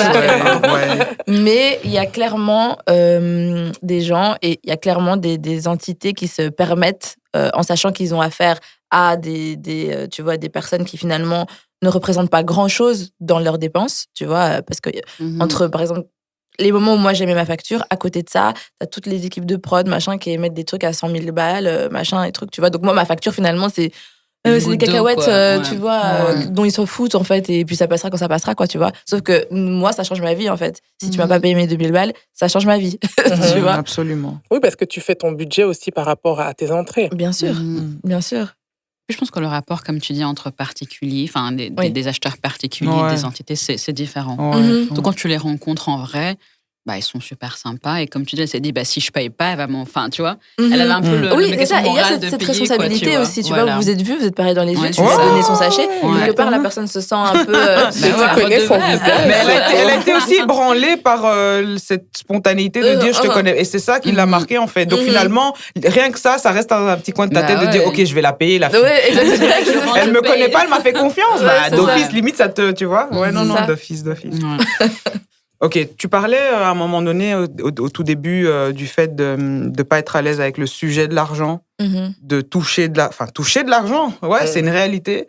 Je pense qu'avec tout ce qu'on a parcouru, parce que je pense que nous, on est des anciennes dans le milieu, parce Ouais. qu'on se voit, on se suit quand même. moi, je bébé quand même encore un peu. En tout cas, arrête. Non, on mais, te connaît, dans, on te connaît. dans l'âge, tu veux dire. Non, dans l'expérience, l'activité. dans L'âge, l'activité, ça, ouais. c'est, voilà, ça, Ah c'est ouais. privé. Mais du coup, effectivement, moi, il m'est arrivé une période où, quand c'est le moment d'encaisser, tu vois, des fois, t'as des vidéos un peu drôles où on te dit, oui, quand on amène la nourriture aux invités, ils commencent à Ils vont regarder le genre, plafond. ouais. Eh ben, moi, C'est pareil. c'est ma thune. Ouais. Allez, et en plus, la personne est désireuse de me le donner. Et je suis là en mode, ah ouais, ok, d'accord. Mais je compte pas, hein, compte pour moi. Je compte pas, compte pour moi. Ah ben, je te fais confiance. Et j'ai jamais eu de De problème ouf. par la grâce de Dieu. Mhm. Mais le truc, c'est qu'il y a une de mes clientes, une très bonne cliente, qui me répétait à chaque fois, je pars pas d'ici tant que t'as pas compté. Mhm. Tu comptes. Et elle m'a habitué à faire ça. Ça, c'est vraiment de comment je me suis habitué en privé. Ensuite, il y a eu tout un cheminement personnel, émotionnel, d'expérience de vie, spirituelle, même où tu commences à un peu enlever les tabous de l'argent. Exactement. Tu réalises que peut-être il y a des peurs qui sont liées à d'autres personnes avant toi. Et donc, du coup, Tout tu à casses fait. tout ça. Des peurs qui sont même dans la communauté, dans la famille, Ouais. dans ton cocon familial, peu importe. Tu vois, dans quel environnement tu as acquis ces fausses croyances, ces programmations. Donc, tu déprogrammes tout ça. Crois-moi maintenant, ok, je suis plus là à compter l'argent parce que tu vois plus ou moins qu'on t'a donné le compte juste. Mais voilà, je rappelle, oui, mon argent. Tu vois. Oui, c'est clair. c'est Et, clair. et franchement, quand on a passé la barrière, quand on a passé la peur, mais c'est facile en fait. Mais avant, t'es presque tétanisé de demander. Enfin, moi, pour mon cas, Ouais, t'es pareil. presque tétanisé de demander ton argent. Ouais, Ou bien franchement. quand tu as compté et qu'il manque 5 euros, moi, il m'est déjà arrivé plusieurs fois de dire ah non, c'est bon. Je vais pas lui redemander 5 euros, quoi. Ouais. Tu fais cadeau de 5 euros, quoi. C'est ça. Non, mais maintenant, quand je repense à ça, quand j'ai pas redemandé mes 5 euros, j'ai dit, oh. Mais tu vois, après, tu dis avec voilà, une certaine philosophie, tu dis ce qui était à moi me reviendra de toute façon sous une autre forme. Ouais. Mais clairement, ça, c'est des choses que je peux plus faire. C'est mon argent. Moi, ce qui m'a aussi très, très fort ennuyé et causé problème, c'est aussi la gentillesse, en fait, tout simplement. Dans le sens où, par exemple, moi, je me suis retrouvée, donc, l'espace que je loue est sur 2 étages, et donc souvent, j'ai pas besoin d'en bas. Donc, à la base, ce que je voulais faire, c'était un coworking autour de la beauté. Et donc, avoir des gens qui, comme moi, en fait, dans les débuts, moi, je cherchais un local pas trop cher parce que je voulais que ce soit pro, je voulais pas recevoir les gens chez moi, etc. Mais je pouvais pas me permettre un gros loyer, quoi. Et donc, j'avais loué la chaise dans un institut d'ongles. Et donc, voilà, je me disais, mais en fait, ça, ce serait pas mal d'avoir un endroit où, justement, les gens qui font les cils, les trucs, tout ce qui concerne la beauté, puissent venir au gré de leur rendez-vous et payent un forfait juste pour être là quelques heures, quoi, tu vois. Et donc, voilà, donc c'était l'idée. Ça n'a pas trop pris parce que, justement, comme c'était que des starters, elles avaient beaucoup de mal à établir leur clientèle, à savoir à ce que les gens viennent à leur rendez-vous. Donc, des fois, les pauvres, elles louaient 2 heures et puis, en fait, personne venait, donc elles devaient me payer. Mais donc, talala. Donc, bordel. J'ai dit, OK, ça y est, on arrête ça. On a essayé, ça ne fonctionne pas. Et du coup, j'ai fait des locations plus longues, donc, mais toujours modulables. Donc, une fille qui vient, qui me dit, OK, je veux essayer mon truc, mon activité pendant 3 mois, etc., etc. Et donc, l'idée, c'était, oui, certes, comment dire, utiliser cet espace en bas, et donc que ce soit pas un espace vide et que donc je puisse en retirer de l'argent. Mais l'idée principale, c'était d'aider, en fait, les femmes qui étaient dans le même cas que moi et qui voulaient démarrer une activité, qui n'avaient pas les moyens de se louer un local. Et donc, je me suis retrouvée plein de fois à faire... Alors, les prix, n'en parlons pas, mais aussi à faire des réductions, à me dire, OK, bon, tu restes 3 mois, OK, tu payes 1 mois et demi, ou ouais, je peux plus payer, je peux rester encore 1 mois. Mais Vous même quand moquez tu de fais... moi tout à l'heure, hein. Mais même quand tu fais ça, les gens t'arnaquent. Donc, moi, il y a des personnes à qui j'ai dit, attends, c'était 100 balles le mois. Ah, mais c'est J'ai rien dit, du écoute, tout. C'est rien du tout. 100 euros. J'ai dit, écoute, on va faire ça, comme ça, toi, ça te fait un espace et tout. Non, mais je vais pas te laisser gratuitement non plus. OK, 100 euros. Je ne sens pas que la fille disparaît. Un jour, je trouve les clés glissées en dessous, comme ça, parti. Donc, Alors qu'elle a eu des clients, que l'argent est rentré. je sais pas si l'argent est rentré, parce qu'en fait, comme c'est en bas, moi, j'ai pas de vue directe sur, tu vois tu vois. okay. Je vois pas. Si ça se trouve, il en a pas eu, mais c'est pas le problème. On s'est mis d'accord. Tu vois ce que je veux dire? Et donc ça aussi. Trop gentil, trop de OK, on essaie d'arranger un peu pour que tout le monde s'en sorte, machin, nana. Ça fonctionne pas parce que les gens vont profiter de ça, en fait. En fait, il faut être ferme. Exactement. Si t'es pas ferme, tu te fais avoir. Totalement. Et donc là, dans les personnes qui me devaient de l'argent, il y avait de tout. Il y avait des, ouais, comme je dis, il y avait des artistes, des grosses boîtes, des petites des filles qui avaient tenté de se lancer dans l'entrepreneuriat, des clientes qui me font... En fait, ce qui arrivait, c'est que, par exemple, sur les mariages ou des trucs comme ça, elles me disent un nombre de personnes, et puis en last minute, il faut rajouter deux personnes, imaginons. Le problème des mariages, c'est que le timing, surtout dans notre communauté, toujours pété. Donc, c'est-à-dire qu'on arrive à la dernière demi-heure, là, tout le monde commence à courir partout, t'es là, les deux personnes. Ah oui, j'arrive, ah oui, gaga, disparu. Aïe. Donc tout le monde doit partir. Et effectivement, tu te dis, bon, c'est leur mariage, enfin, c'est le mariage, c'est vrai, je vais pas commencer à leur courir derrière. Et elle est harcelée pour ça, alors que c'est un beau jour et tout. Donc, OK, tu les laisses partir. Le lendemain, tu envoies un message, vous avez oublié de me régler, etc. Oui, demain, oui, tel jour, oui, caca. Tu envoies ton numéro de compte. Ah oui, on a fait le virement. Non, vous ne l'avez pas fait, en fait. Je vois très bien que vous ne l'avez pas fait. Et donc, tous ces trucs-là, c'était vraiment un mélange de moi qui gérais mal, du coup, parce que il y a des choses sur lesquelles, comme tu dis, je devais être plus ferme. Si c'est des histoires de location, machin, une garantie. Donc, vous payez un certain montant à l'avance. Enfin, voilà, il y a des mécanismes à mettre en place pour éviter ce genre de choses. Et donc, aujourd'hui, ça ne m'arrive plus. Le seul problème que j'ai encore, c'est les délais de paiement de ces... Je vais rester polie de ces gens. On a compris. Si vous nous entendez, il faut régler Diane. Il faut régler, il faut payer. Mais sinon, tout le reste, voilà, comme je dis, j'ai mis des mécanismes en place pour plus que ça m'arrive, mais ça m'est arrivé.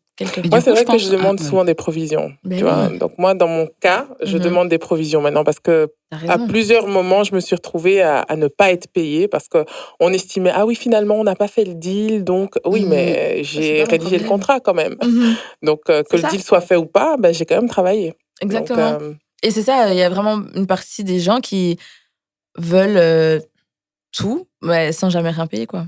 Genre, s'ils peuvent profiter. S'ils peuvent profiter, c'est ça. Mais en t'écoutant, j'ai l'impression que tu as eu plus de couacs à ce niveau-là. Enfin, que moi, personnellement, je ne sais pas pour toi, moi, Katia. Parce que je pense que c'est peut-être comme c'est lié au service.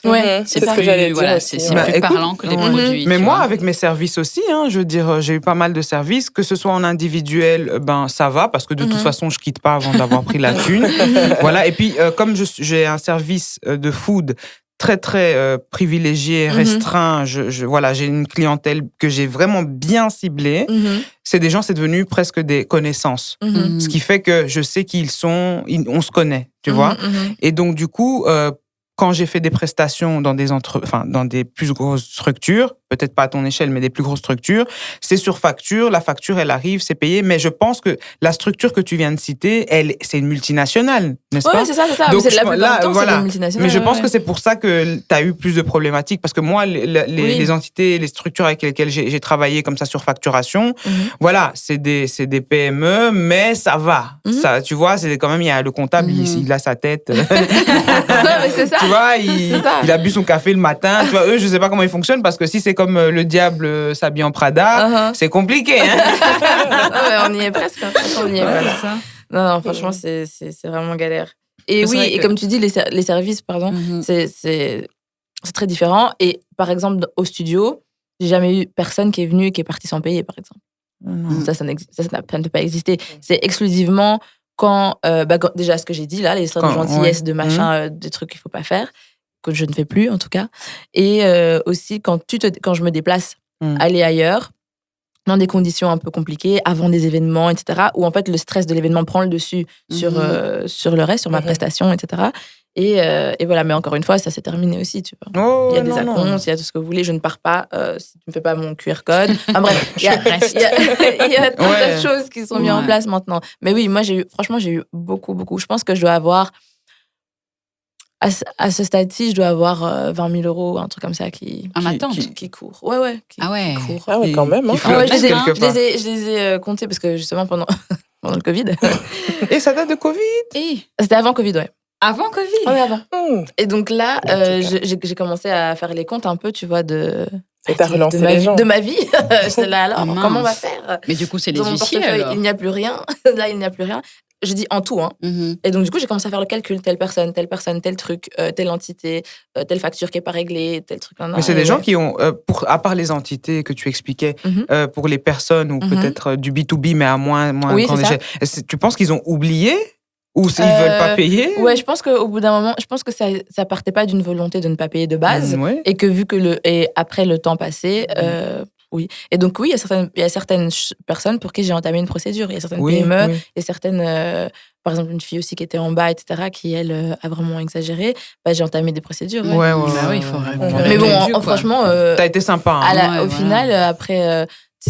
Payer un avocat, justement, payer l'huissier, etc., c'est des coûts. Et donc, finalement, pour récupérer presque le même montant, tu te dis, est-ce que je mets cette énergie dedans? Ouais, au début, non, mais après, il faut donner une leçon aux gens. Voilà, c'est ça. Tu vois. Non, c'est aussi une question de principe. Et donc, il y en a pour lesquels je l'ai fait, ouais. Bah ouais, écoute, que tout te revienne. Hein. Amen. Et que tu aies même le double, le triple. C'est ça. Qu'on t'augmente. Amen. Exactement. Non, les gens abusent. Les gens abusent. Mais après, je pense que peut-être pour les neufs, c'est pareil. Pour les produits, ton prix, il est fixé. Donc, soit tu as le budget, t'achètes, ou tu n'as pas et puis t'achètes pas. Tu vois, il n'y a pas de... Voilà. En tout cas, j'ai pas des gens qui n'ont pas payé. C'est ça. Absolument. Et pour l'instant, est-ce que, bon, c'est vrai que tu dis le timing, hein, mais j'ai une dernière remarque question pour voir si les autres ont vécu ça. Par exemple, moi, pour la partie food, moi, j'ai eu des gens qui ils osent pas négocier parce que moi, j'ouvre la négociation, tu vois, parce que je dis, moi, mes prix minimum, c'est ça. Et puis, selon combien d'autres personnes tu auras pour ton événement, sur base de ça, propose-moi ce qui irait. Et alors, les gens sont un peu gênés eux-mêmes de négocier. Pourtant, j'ouvre la négociation. Ou alors, tu as aussi l'option où j'ouvre la négociation et je dis, OK, t'as pas de budget en tête, dis-moi, mon prix ne te convient peut-être pas, dis-moi ton budget et je peux te faire un menu sur base de ton budget. Après, t'es content, t'es pas content, c'est autre chose, tu vois. Ah non, je sais pas. Mais il y a des gens qui ont essayé aussi, des fois, moi, on m'a demandé pour un mariage, où les gens voulaient que je fasse un truc pour 12,50 € par personne. Quoi, plat, pour un mariage? Buffet. Ouais, que je fasse un buffet East African, donc afro-caribéen et Afrique de l'Est, pour 12,50 € par personne. Elle m'a pas dit comme ça pour 12,50 € par personne, mais le prix qu'elle donné, j'ai divisé, j'ai dit Mais en fait, ça c'est les ingrédients. Ça c'est les ingrédients, copine. Tu viens avec moi en cuisine alors avec ta robe, tu vois. Et alors du coup, ce que j'ai aussi appris à faire pour me positionner, parce que je vous ai dit, j'ai une clientèle food bien spécifique. C'est limite VIP, c'est de luxe, tu peux appeler ça comme tu veux, mais c'est parce que j'ai beaucoup refusé. Les gens qui ne peuvent pas se permettre ça, je leur dis, je peux faire un geste parce que c'est pas le but d'exclure les gens, tu vois. Je dis, je peux faire un geste, je peux faire sur base de ça te convient toujours pas. En dessous de ça, je peux pas accepter parce qu'en fait, ton branding, ton image de marque, et ce que tu essaies de véhiculer dans ta communication et dans ton service, du coup, en fait, tu es en train de faire n'importe quoi. Donc, du coup, et alors, moi, mes devis, ils sont confidentiels. Si j'ai fait tel prix et si j'avais accepté 12,50 € pour ce mariage-là, c'est confidentiel. Tu vois? Mais ça veut dire que moi, à un moment donné, il y a en dessous. Moi, je commence toujours mon discours en disant, mon prix minimum, c'est 45 € par personne. Voilà. C'est tout. Après, on doit laisser. Voilà. Et après, c'est les prix. Hein. Pour m'être mariée il y a quelques années, pour le buffet, on a payé 35-40 € par personne. Donc 45 €, c'est le prix au fait. Voilà. Après, j'ai eu dire qu'il y a des gens, voilà, des buffets plutôt typiquement 100% africains, on les connaît tous, hein, des mariages plutôt, on va dire, Centrafrique, etc. Où j'ai entendu un style 20 €. 20-25 €. Il y en a. Il y en a des baptêmes où tu payes 25 €. Et alors, sachant peut-être que eux, c'est leur business à l'année. Moi, c'est mon business plaisir. C'est le truc, voilà, où je donne à ma clientèle vraiment cœur de business, je leur donne un petit truc, tu vois. Mais moi, j'ai pas le temps de faire ça. J'ai pas le temps. Et encore, limite, elle m'aurait proposé 20-25 €. J'aurais fait l'effort. Tu vois, de me dire, c'est son mariage. Je viens pas faire à ton mariage pour 2,50 €. On peut dire peut-être sur le volume aussi, parce qu'on peut travailler sur le volume. Elle m'aurait dit, j'ai 500 invités, je fais les calculs, je réfléchis, je réunis un petit peu mon équipe, je constitue une équipe, etc. Mais en plus, c'est pour 20-30 personnes.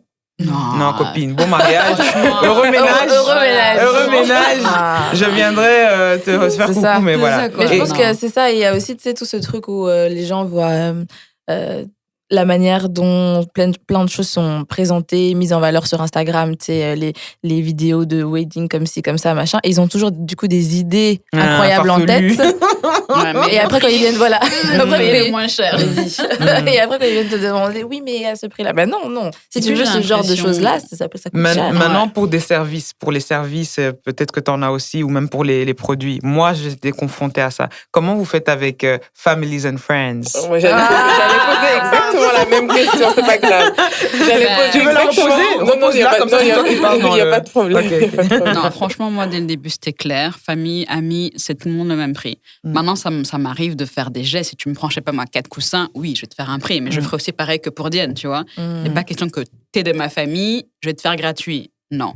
Et c'est vrai que par rapport à ma famille, même les gens qui me connaissent, j'ai aussi un certain caractère. Donc, c'est tu prends pas. C'est pas ça qui va changer qui je suis ou ce que je fais. Et puis, j'ai pas fait un business pour ma famille. Donc, à la base, si tu aimes, tu es un client là, comme les autres, tu achètes. Sauf ma mère. Ma mère, j'ai quand même fait un petit prix. C'est quand même ma mère. Elle a dit un petit prix. Moi, je pensais qu'elle allait offrir T'as pour dit la un Noël. petit prix.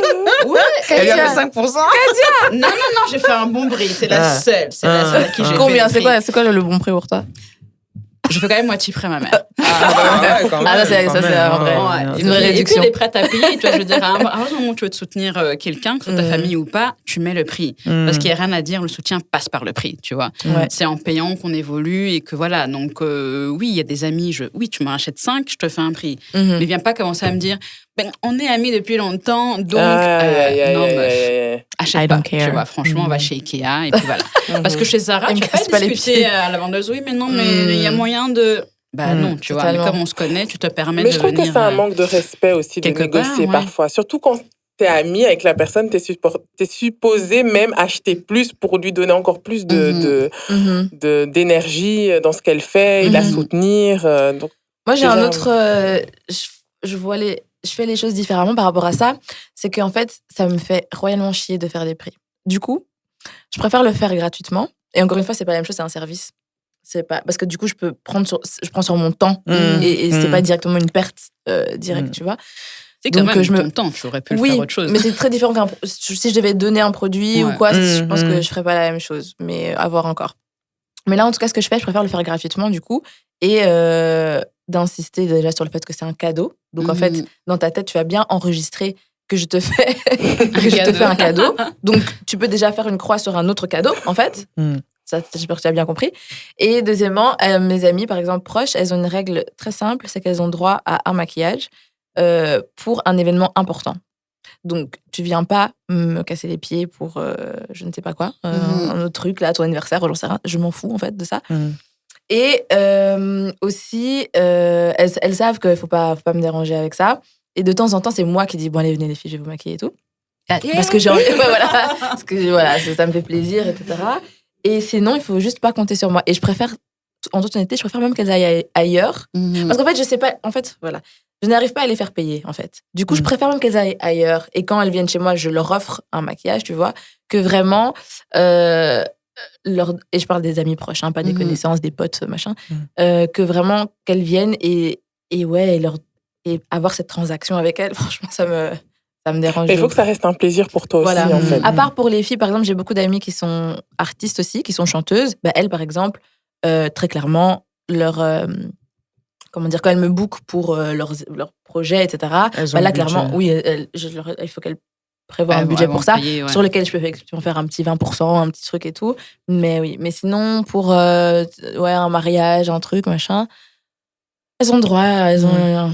On passe une ou deux fois par an, mais c'est tout. Hein. Mais sinon, c'est tout. Parce que sinon, en plus, tu vois, dans mon métier, c'est horrible. Parce que dès qu'on s'apprête pour sortir, qu'il y a un truc, qu'il y a un machin, alors c'est la folie, en fait. Ah ouais, vite fait ci, vite fait ça. Je trouve que c'est bien comme ça. Je m'en fous. Non, très bien.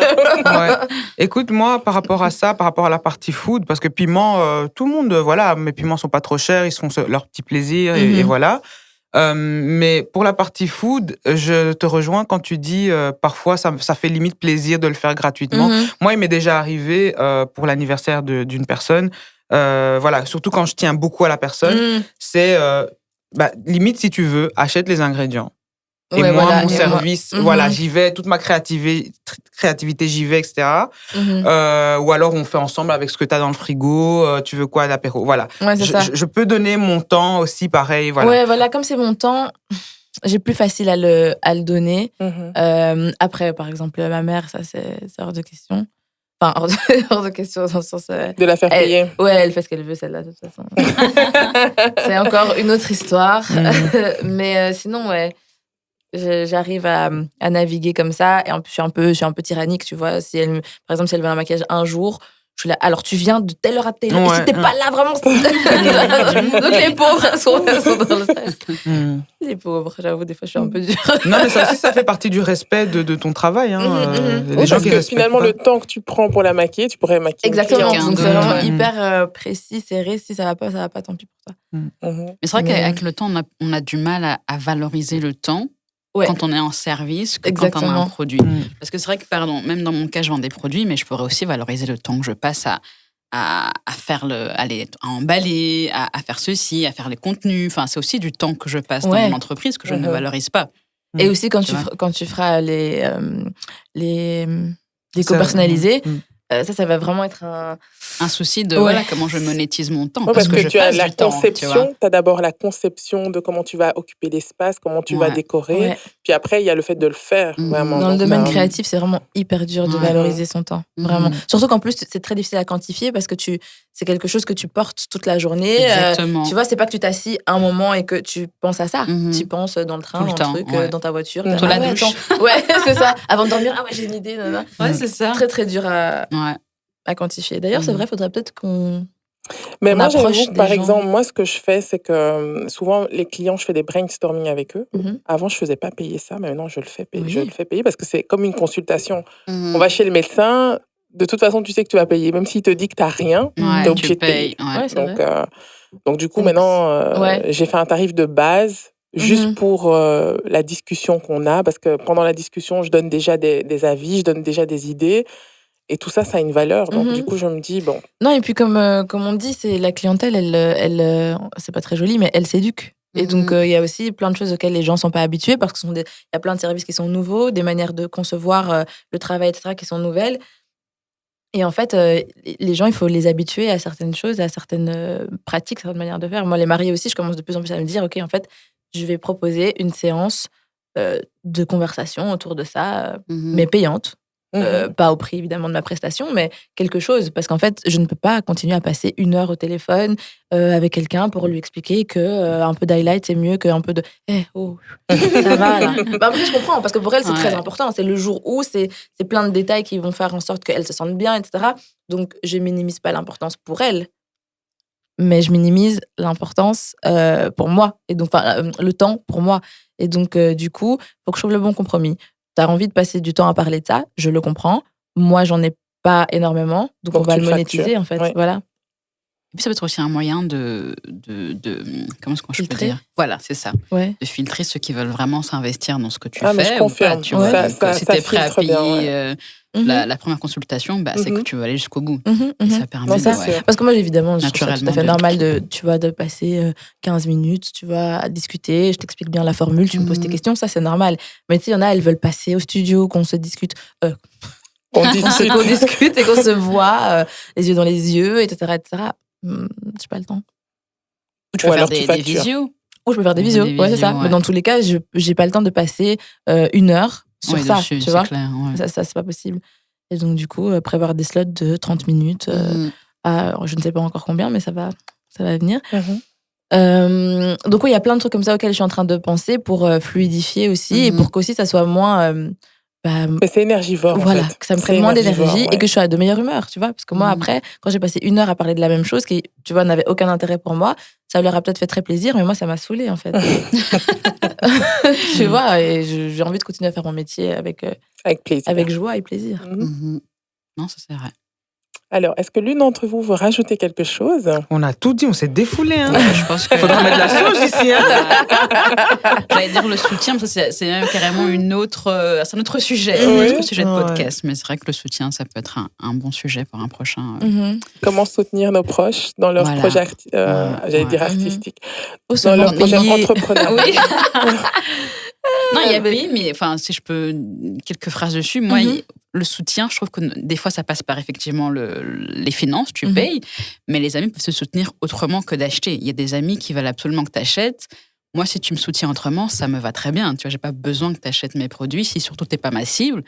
Mais si tu me soutiens autrement, ça me va aussi, tu vois. Et je sais qu'il y a certains qui lancent des business en disant, ma famille ne m'a pas aidé, ils m'ont pas fait ceci, ils m'ont pas fait cela. Mais est-ce que tu as créé ton business pour ta famille ou tes amis? À la base, non. Donc pourquoi est-ce que tu voudrais qu'absolument ce soit eux qui... Surtout que moi, je dois quand même dire un truc, c'est pas de mes... Enfin, tu vois, il y a quand même des gens, pas très proches, mais tu vois, que je connais, qui vont facilement me dire, par exemple, ouais, mais voilà, tu partages pas, les réseaux, j'en peux plus de ça déjà. Et bref, foutez-moi la paix déjà. Mais un community manager. Vraiment. Mais des fois, je me dis, bah oui, en fait, ton projet n'est pas qualitatif pour moi. Et en fait, du coup, je ne me sens pas de le partager. Ça me dit rien. Je trouve esthétiquement. Alors, en plus, moi, je suis vraiment une... Comment dire, je fais de la discrimination à l'esthétique, tu vois. Des fois, il y a des trucs qui sont même pas bien, mais parce que c'est beau, tu vois. Donc, vraiment, ça, c'est un problème chez moi.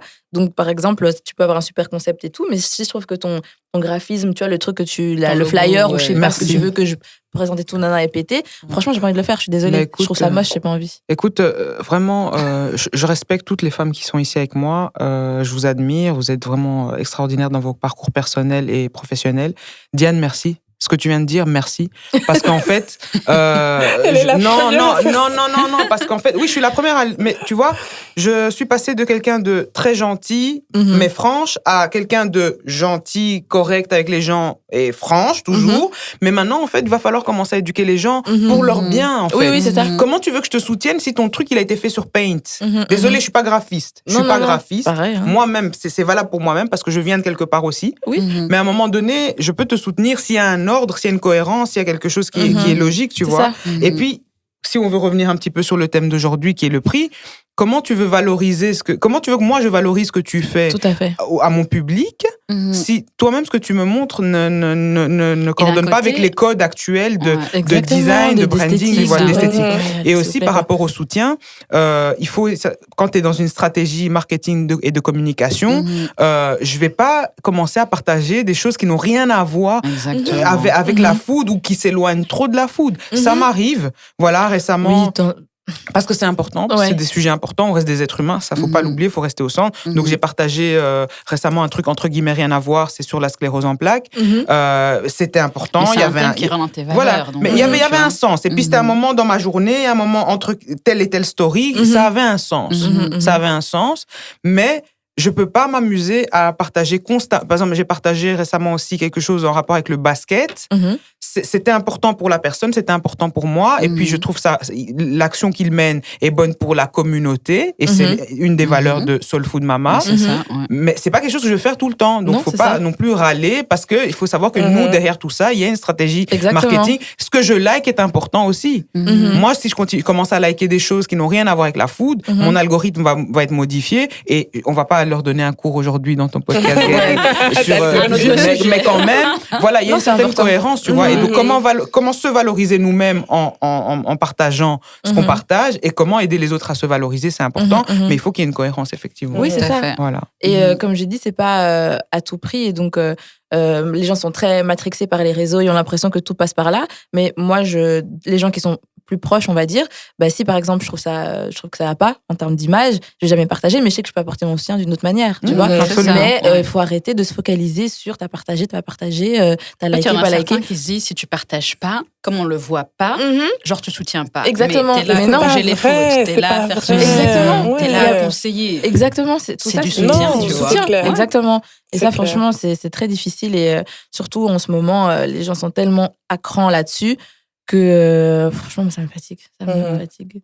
Et je pense qu'il y a aussi un travail peut-être d'éducation et de soulagement qu'on peut apporter aux autres. Récemment, j'ai organisé un événement. Il y a des personnes qui m'avaient dit je vais venir. Je leur ai dit à votre aise. Parce que moi, j'ai organisé ça à l'aise, tu vois. Et alors, le lundi, je reçois plein de messages. Désolé, j'ai pas pu venir avec des excuses comme ça. J'ai dit non, on n'est pas en bif parce que t'es pas venu. Je t'aime toujours autant. Il n'y a pas de souci. C'est vrai. Si t'as pas pu venir, tu avais des raisons qui sont tout aussi importantes qu'autre chose. Et ça s'est bien passé pour moi. Merci de demander. Et ça aussi, ça va leur montrer que si moi, un jour, j'ai pas pu venir ou j'ai pas pu liker, c'est pas que je t'aime pas, que je t'aime plus, ou que j'aime pas ce que tu fais, ou j'aime pas qui tu es. Ou que je te soutiens pas, tu vois. Il faut aussi un peu déculpabiliser ces gens qui ont tendance à pointer en leur montrant par l'exemple. Voilà. Tu vois, on peut pas faire des grands discours si nous-mêmes on montre pas par l'exemple. Et même des fois, ils te pointent du doigt parce qu'ils ont commencé un business, mais eux, quand tu as commencé, ils n'ont pas forcément partagé non plus, tu vois. Ouais, et c'est pas grave. Non, mais double... tu te dis, bah, tu le fais pas. Pourquoi tu le acharnement, enfin, je sais pas comment dire, c'est pas acharnement, mais ouais, il faut vraiment que les gens comprennent que c'est pas la vraie vie, c'est pas, tu vois, c'est un outil. Comme un autre, avec lequel chacun a sa relation, a sa manière de procéder. Et il faut le prendre pour ce que c'est, quoi. Il faut arrêter de voir ça comme le Graal et la preuve ultime d'être validé, pas validé, soutenu, pas soutenu.